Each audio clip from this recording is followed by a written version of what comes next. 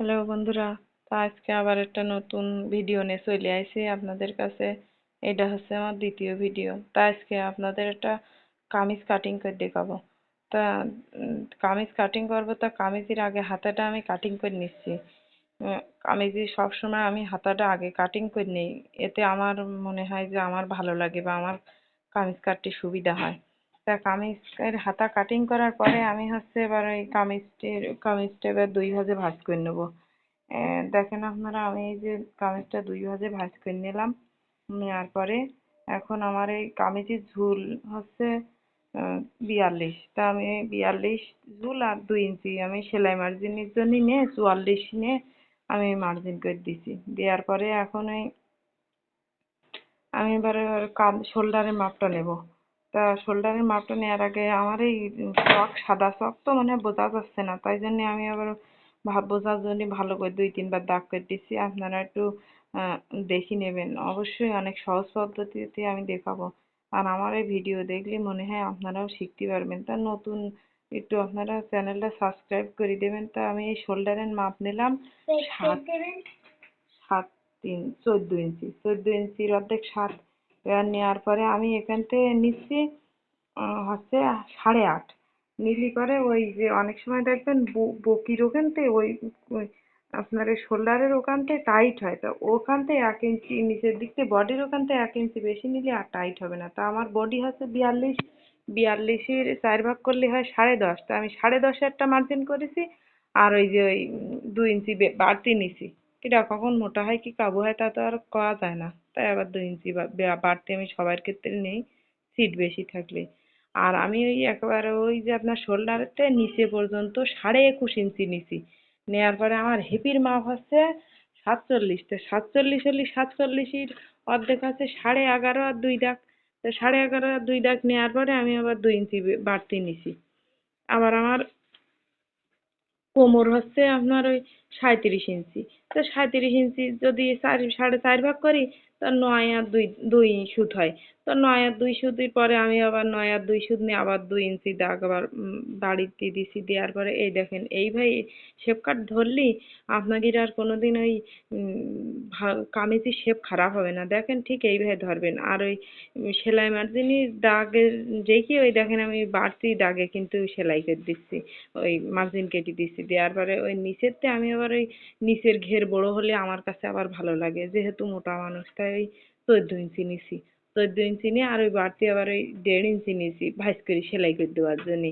দেওয়ার পরে আমি এবার ওই শেপ কাট দিয়ে ওই দেখুন ওই ওই নিচের ওই 14-র ওই 15.5-র দাগটা আর ওই এই যে আপনার ওই হিপির দাগটার সাথে মিলাই দিচ্ছি। মিলাই দেওয়ার পরে আমি আবার কি করতেছি, ওই যে নিচের দিকটা আবার একটুখানি ওই উপরের দিক তুল দিতেছি। দেখবেন কামিজ আবার বানালে 2-এক সময় কোনা ঝুলি যায়, তাই এইভাবে একটু উপরের দিক তুল দিলে কি আর জীবনে কোনা ঝোলে না। আমার কাছে ভালো লাগে। তা সবাই চয়েস তো এক না, এটা আপনারা যদি কেউ বলে যে কোনা ঝুললে সমস্যা নেই, সেক্ষেত্রে আপনারা ওই ওই জায়গাতে বেঁকেই না দিয়ে সোজাও দিতে পারেন। তারপর আমি এবার এই শোল্ডারের দাগটা দিয়ে নিলাম। নেওয়ার পরে এই দেখেন এবার আমি কাটিং করে নেবো।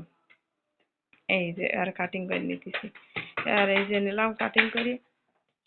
কাটিং করি এই শোল্ডারটা কাটিং করি আমি এই যে আপনার ওই মহড়া টহড়া সব কাটিং করে নিচ্ছি।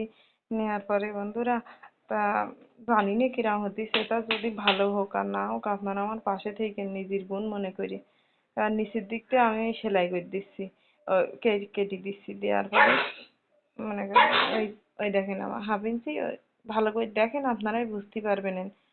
এবার কামিজটা কাটিং করব। কাটিং করতে করতে একটা কথা বলি বন্ধুরা, আপনারা আমার একটু সাবস্ক্রাইব করে দিয়েন, আমার চ্যানেলটা সাপোর্ট করেন।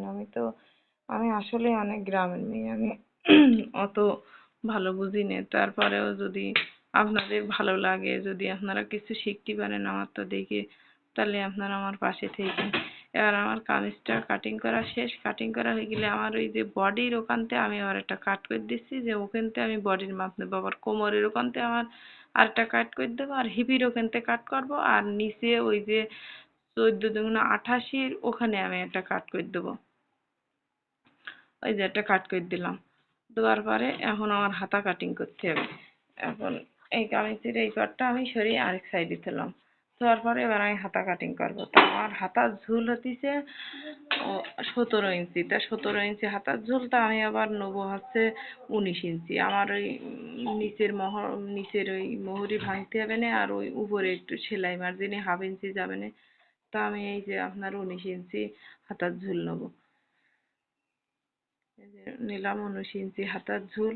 নেওয়ার পরে ওখান থেকে দাগ কেটে দিয়ে আমি আবার ওই এইভাবে কেটে ফেলি। তা আপনাদের এই দেখেন এইভাবে আমি দাগ কেটে দিয়ে এবার হাতাটা আমি আঁকাই নিচ্ছি। এই যে হাতা আঁকাই নিয়ে আমি এবার কেটে ফেলবো। এটা হচ্ছে এই যে এই দাগ কেটে দিয়ে কেটে ফেললাম।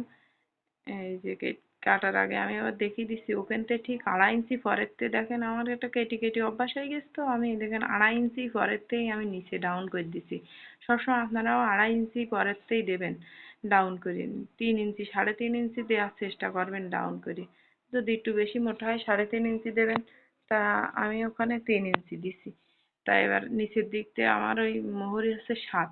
তা আমি 7-এ একটা মার্জিন করে নিছি। আর আমি আর ওই 7-এ মার্জিন করে আমি ওই ওই যে সেলাই দেবো ওখান থেকে, আর পাশ থেকে আমি আর একটু ছিট বেশি করে নিয়ে এই যে কাটিং করে দিলাম। তা আপনারা আমার চ্যানেলটা সাবস্ক্রাইব করেন, নিজের বোন মনে করে। যদি ভুল ত্রুটি হয় ক্ষমা টমা করে দিয়েন। এই যে এবার নিচের এই ঘেরটাও কেটে নিলাম আমি, সোজা করে নিলাম। নেওয়ার পরে ওই যে মাঝখানে ওখানে আমি একটা কাট করে দিলাম। তা আজকের মতন তাহলে বিদায় নিচ্ছি।